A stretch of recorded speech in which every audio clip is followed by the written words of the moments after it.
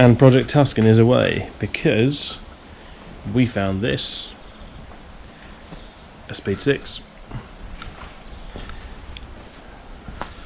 And it's very much Schrodinger's Speed 6, this one, because we don't know what's in it. I bought it as an engine for rebuild. Really, it was very cheap. Probably one of the, if not, well, one of the cheapest in the country, if they count only ones that haven't been on fire. So, this is the moment of truth. We're going to clean it up. So we'll clean it up. Starting there, and we'll start at the top and look at some valve clearances and work our way around and do the bottom end. I know there's some crank end float, so we don't really know what mayhem that may have caused. But, first of all, cleaning time. Nice and clean. Well, clean enough for our purposes anyway. So, anyone taking bets in the comments? Is that even still magnetic anymore? Honestly. It's almost like you can't buy decent tools at Aldi.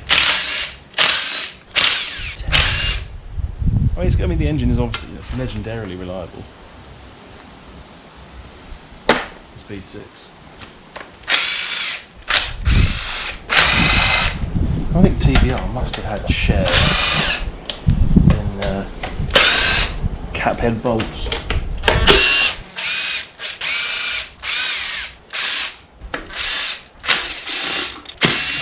Oh!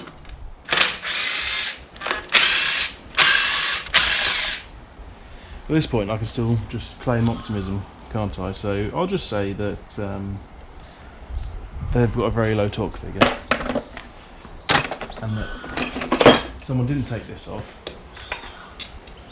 find a smashed finger follower and that the whole head was naff, and then quickly put it back on. No, I don't think that's the case. Who'd do a thing like that, eh? Obviously taking pictures so we know where all of these go. Right, it's still sealed. That's good. Why is that good? Because it does mean that it hasn't been apart.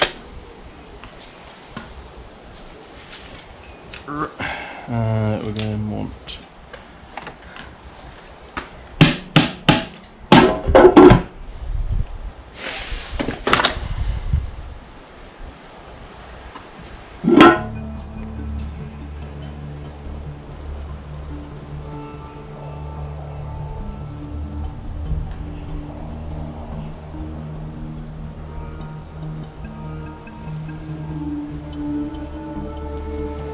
silence.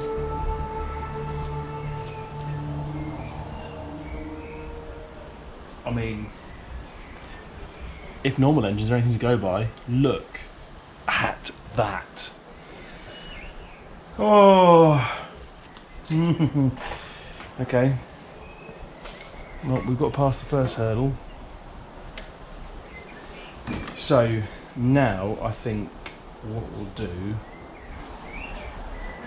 What should we do? Well, let's do an initial inspection. Come here.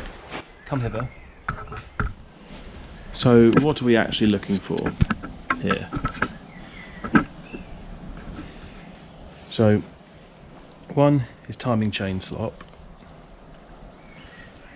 which we'll have a better look at. We'll just flick the engine over.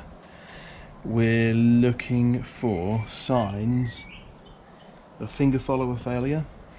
So what you've got here is we've got inlet bank and exhaust bank. Yep, you're following. So it's a double overhead cam design. So this camshaft deals with your intake. So your inlet manifold would be here, injectors, your charged fuel air mix. It's come in there. It's regulated by these valves. There's an explosion, so spark plugs are in here. And then all your dead gases come out and through this beautiful piece of metal. Now, finger follower failure. What's that, Peter? So what we've got, it's going to be quite difficult to film. Take you down a little bit. Right, so what we've got is camshaft lobe. That's your spring, that's your return spring on the back of your valve, top of it, and then this little sort of, I don't know what they're called, counter shaft, sort of like a rocker shaft, but anyway, essentially your cam lobe operates on this little follower here. When it pushes this down, it pushes your valve down, valve opens, boom, eventually, hopefully, if it's all in the right time. There's a couple of failures on TVRs. So the material this follower down here is made of basically can wear. That breaks and then carnage. I don't think these have, off the top of my head, I don't remember reading these have camshaft issues. I mean, ours have no wear whatsoever. So what we're looking for on this cam lobe, so do you see the sort of eccentric shape of it? So as that turns, basically the valve is closed all the time until this raised hump, this eccentric lobe, hits that follower, pushes it down, pushes the valve down, that opens the valve, blah blah blah. So actually we're at, so we could be, so we're on compression stroke on cylinder 1 at the moment because both of these are up, so both valves for cylinder number 1, on the inlet anyway, are shut, and actually I think the exhausts are as well. Yep. Yeah, anyway, what we're looking for on these lobes is signs of wear, scoring. I mean, these look brand new. Everything in here looks fantastic, but these aren't cars or engines that do hugely high mileages. So I wasn't expecting to see sludge anyway. What you've seen here on a really high mileage engine that hasn't been looked after is you will see just this sludge down in here where the oil sits, because the oil has a lot of rubbish in it, and this is beautiful. I mean, look at that. So, I mean, that all looks good. These look good. Let's just keep going. Nothing on those. Really what I should be doing is only looking at the peaks on all of them, but if you're going to get bad wear scoring, you'll see that all around most of the way around the lobe anyway. And that all looks really good. We know it turns over and has good compression by hand anyway. What I don't know is when these were built, I don't think they would have stamped them. So I think this has been rebuilt, because if you look there, you see that engraved number? So that's basically saying they've numbered the caps. So 1, 2, 3, 4, 5, 6. Because once an engine's worn in, you always want to put everything back to how it was. So everything here will have worn into its other side, or that particular bearing on the camshaft in a particular way. So this could mean a lot were factory rebuild units. Doesn't explain why it was taken out of the car though. So that, I mean, that's a fairly standard thing. I don't think we're unlucky for that. It happened on a lot of engines early on. I'm surprised that is so tight. Let's say we'll do a few revolutions. I think what we'll do next though, because nothing looks like the world's coming to an end, is we will pop that cover back on. I'm gonna blow all the rubbish out of these, take the plugs out, put some oil in the bores, and then we can take it back off. We can oil all of these up and turn it over by hand and start doing all of the valve adjustment. We're not doing any real adjustment per se. We're going to check the clearances between our camshaft and our finger followers, which basically means what we'll do, I'll show you in a minute when I get there. Valves up like that, or valves closed, so lobes up like that, and then we'll put a feeler gauge in here. So, and then that has to be, there's a clearance in thousandths of an inch between. There's a different one for inlet and for exhaust. So victory. We haven't found the smoke. We haven't found a smoking gun yet. So I think what we've ticked off there. We certainly haven't got top end failure. We could have premature wear. We don't know until we've done our little check with the feeler gauges. I don't think the timing chain's loose. We can confirm that better when we turn the whole thing over a bit more. There are some marks in the cam cover where the chain's hit it, but then again the cap suggests this engine's been rebuilt. So yeah. Anyway, I won't bore you with that bit. I'm going to put the cover back on, just loosely. I'm going to clean out the spark plug holes. Then we'll get the plugs out and we can oil everything up. If this engine had just run, I probably wouldn't bother. The fact this engine's been sitting for an unknown amount of time, I don't want to do lots and lots and lots of turning over dry. So, yeah, see you shortly. Spark plugs. Now, I'm sure you'll all join me in thinking, I wonder why the front two are definitely original and the next four are brand new. No idea. But none of them are damaged, none of them are particularly worn, and focus, the colour's not bad either.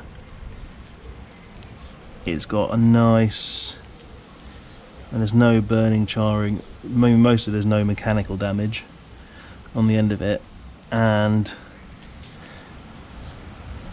you sort of look on the end, you've got a bit of a sort of chocolatey brown colour, which is bob on. So let's go with best case scenario. What's best case scenario? They only had 4 in stock. Or people who are rebuilding this brand new engine only had 4 in stock. So they thought, oh, we'll just pop some plugs in because, you know, the next user will want to fit their own plugs. Yeah. Right, I need to check end floats. Be right back.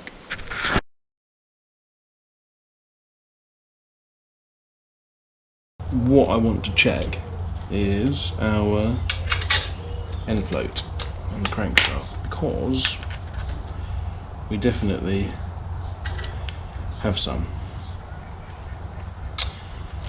Oh, I hate setting this thing up. I'll just press record so you can all laugh at me. So what we're going to do is set up our dial gauge about here.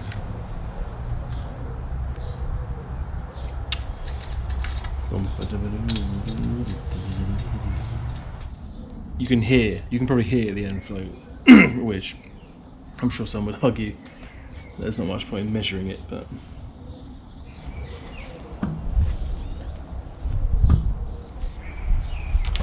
it's 0.22 millimeters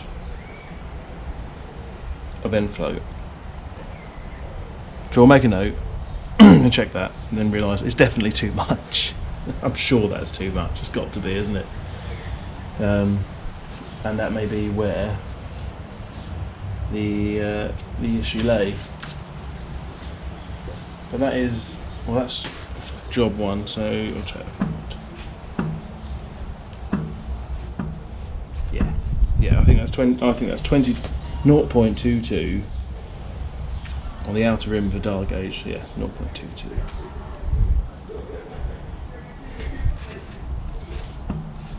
I didn't really explain the light. So these kits are all pretty much the same. They come with a little electromagnet that you switch on there.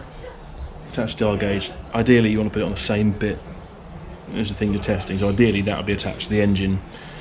But yeah, I'm getting a repeatable measurement. That is not moving. So yeah, do it quite a few times. If you're getting the same thing every time, chances are you've got it right. And that's the little gauge. So as you see, as that goes up, so that would be 1 mil, 2, 3, the little dial in the inside, 3, 4, 5, 6, 7, 8, 9, 10. And then the outside is your 0.1. We have 0.22, so I need to check the cigarist manual. I think there is an end float reading in that. Then I'm going to do a few with the valve checks, and then I think we're going to have to look at the bottom end, because that may be where the issue lie. Well, I come bearing news, and it's good news. The Dacia Sandero, no. Well, so Graham Vardy's cigarist manual suggests the end float should be between 0. It should be 6 thou and 12 thou, and we've got 8 thou. So whilst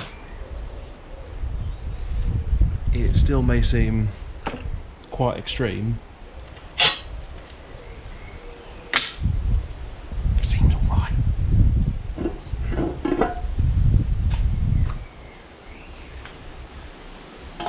It seems fine. 5 thou here, 5 thou there, stuff like that. Anyway, so far we're looking good. And I would say, because you know, I know everything,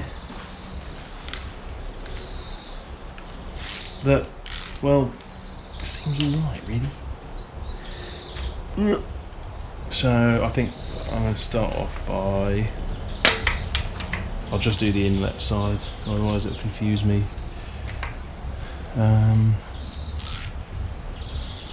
Right. I think we'll actually know what we'll do. I'm not going to film all of it because that's really boring. But, so in the manual, inlet is 0.15 or 6 thou, exhaust 279 or 11 thou. So you take that and you put it in there. Basically between that follower we were talking about and the cam, when the lobe is pointing straight up. So it's no different than doing any other engine really. Yeah. So I'm going to do all that.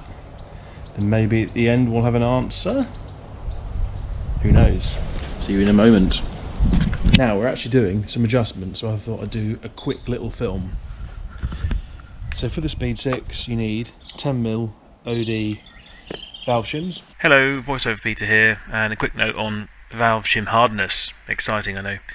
Motorcycle valve shims tend to be 70, and automotive you want 50 to 60. I checked on the data sheet for the hot cam shims, and they are 55 to 60, so they're fine for use in cars. Shims, which happen to be the size that is in the Rotax V-twin. Now, what we're doing, I didn't show it in the first bit of the video, but what we're measuring between, let's get a pointer, is you got cam lobe, valve spring, shim, finger follower. We should be measuring between the finger follower and the shim. Then what you do is take your gap, too big, current shim size, add them together, then you minus that ends up with the shim size you need. Take that from your kit of many shims, pop it in there. With a lot of these we can slide the finger follower out the way and then drop it in. For a few of them we will have to loosen the camshaft and then do it, but that should be not too much of a problem. Put it in, recheck it. If it's 0.15 or after, so the range is 0.127 to 0.178, what I've been doing, slide the 0.15 feeler gauge in. If that fits, like with a light drag, you're probably perfect. But then just to make sure, check the 2mm doesn't fit, the 0.2mm doesn't fit. Rinse and repeat, really. Very handy little page. I mean, that is from the manual that someone handily posted online, but you can make that quite easily, and you can even make it in an Excel sheet, which will be even easier. So, yeah, away we go.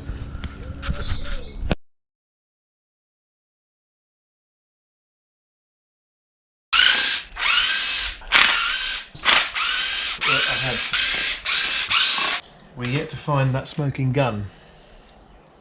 Why was this engine not in a car? Interesting. These had the same thread sealer on that this stuff that the flywheel bolts had in. So I'm actually thinking this hasn't been off. I think the top had been off. None of that, you know, the bolts weren't massively tight, nothing felt like it had been off and then slung back together. The exhaust, I think, had been slung back on. I'm assuming there should be exhaust manifold gaskets. And there weren't any.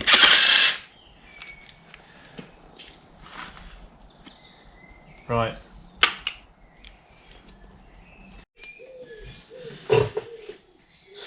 Welcome to Bedlam. There's stuff everywhere. Right. I consulted a manual because I need to take the sump off the speed 6 to check what the bottom end's like to see that it's all perfect. Hope I'm not writing foreshadowing up here. But to get the sump off, we have to take off the timing chain. Well, not the timing chain, we have to take off the oil scavenge chain, drive chain thing, because the scavenge pump is mounted inside the sump. That's behind the timing cover. That's why I'm going to take the timing cover off. Part of my head says paint it. Who knows? To get the timing cover off, we have to get the front damper off. It's not a pulley. You might remember from the earlier pictures, it doesn't have a front pulley. It has a, I think it's just a vibration dampener. Now, Handley, again, nothing. Obviously, conventional wisdom would say TVRs are a pain in the arse to work on, or they're built in a factory, in a shed, and they're built really badly. But it has some little holes to put a locking tool in. Haha, eat your heart out, mass manufactured companies. But we need to make a tool. So, smiley face, happy face, whatever. That is the shape. So that's there's a little elongated-y bit on the front of the harmonic damper. That's the word, isn't it? Harmonic damper. I've transferred that to that. And a little cutout. Drill a couple of holes. And then we've got a nice big bar that we can sort of counteract a big wrench bar with to undo it. So we need to drill some holes. And then I'll probably get the hole saws out, attach that to a bit of wood and cut the hole saws. So, time lapse? Good.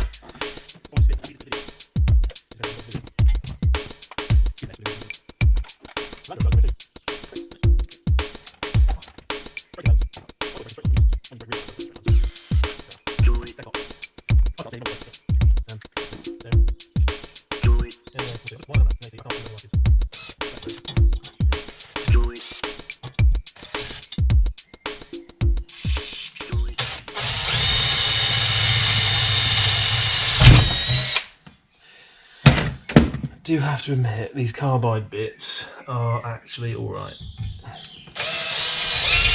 I imagine quite a few people are similar to me in that you see people touting at shows when they're drilling holes through like people and tiles and stuff.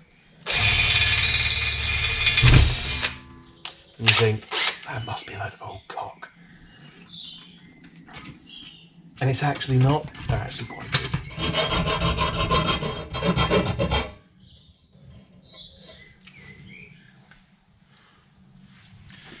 Right.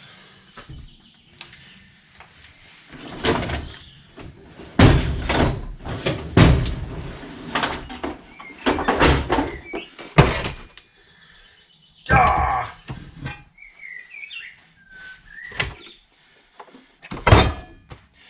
No matter how big a bench you have, you'll run out of space as well. Straightforward stuff. We are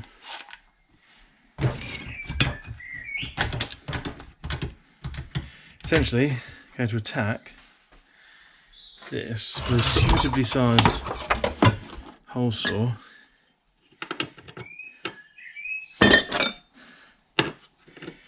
Which I think is going to be that one. By doing it into the wood, basically you can use, we're just trying to do a notch, but if we use the edge of the hole saw, roughly like that gives us a nice cut. You can use the trick like that as well if you're trying to make a hole bigger that you've already hole sawed. So let's say that had a little notch. Again, you can now do a bigger one. If you're trying to, if you put a 20mm hole in something and you want to put 30, you can attach a bit of wood to it. That gives you a new place for your pilot to go. And away you go. So there.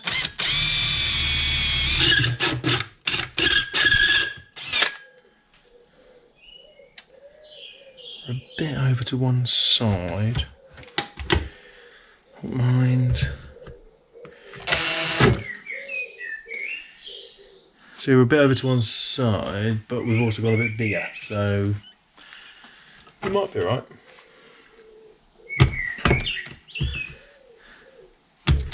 If we just go this whole thing. The hammer there, use that.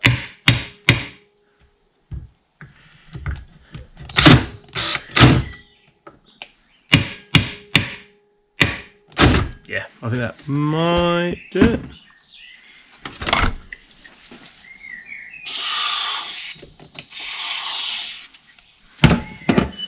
Cutting fluid makes a big difference. Partly to cutting it, but also to how long your bits last. There you go. I didn't just drop the star cutter. You didn't see that. There you go. Notched out bit of metal. Very sharp. Good trick, eh? Works, doesn't it? So, that's the setup. It might be threaded. It might be M10 threaded. But let's just try our luck. Oh.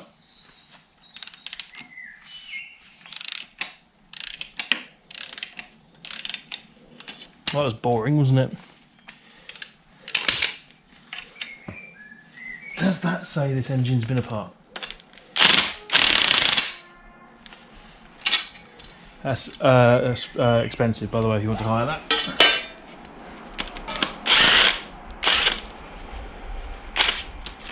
Oh my god. And the length of that. The silicon is actually in the manual, by the way. I'm not just taking the piss. It does say cover the bolt and stuff and things in silicon. So, yeah. I'm sure that's normal.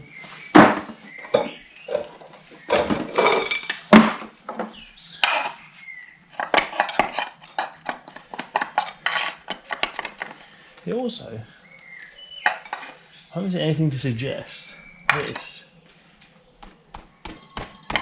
could be that hard to remove, but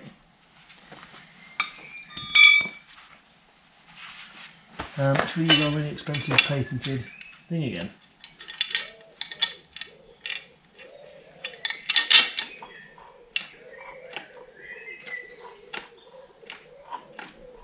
I'll tell you what, that is definitely keyed onto that. I'm sure it is. I don't want to break anything prying it off. Oh, actually, let's just give it a little bit of.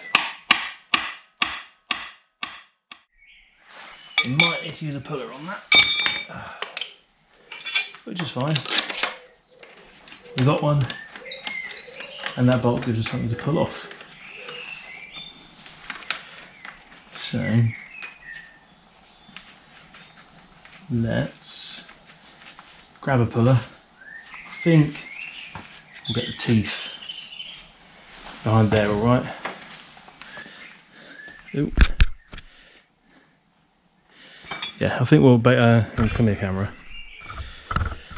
So I'm gonna grab a puller, as long as we can get the teeth of it behind that edge of the balancer, we should be all right. Right, now, if I put the video out yet, you would have seen a long rant about my utter disdain for 3-leg pullers.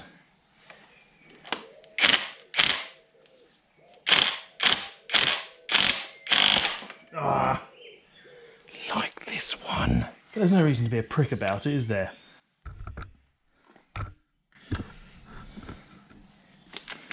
Right.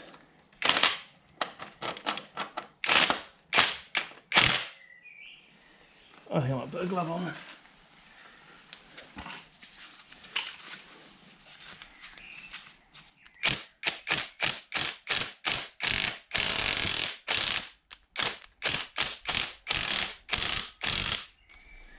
By Jove, I think it's got it.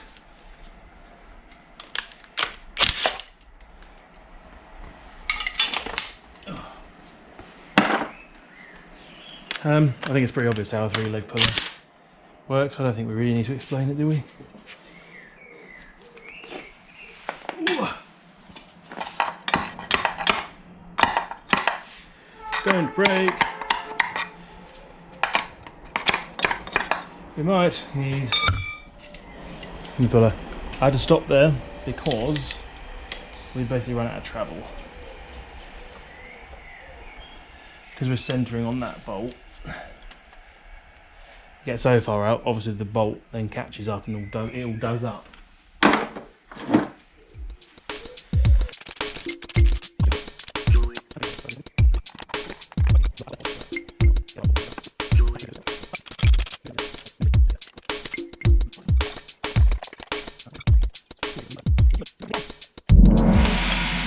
I will heartily admit this is probably bent because it went for a little travel across the workshop.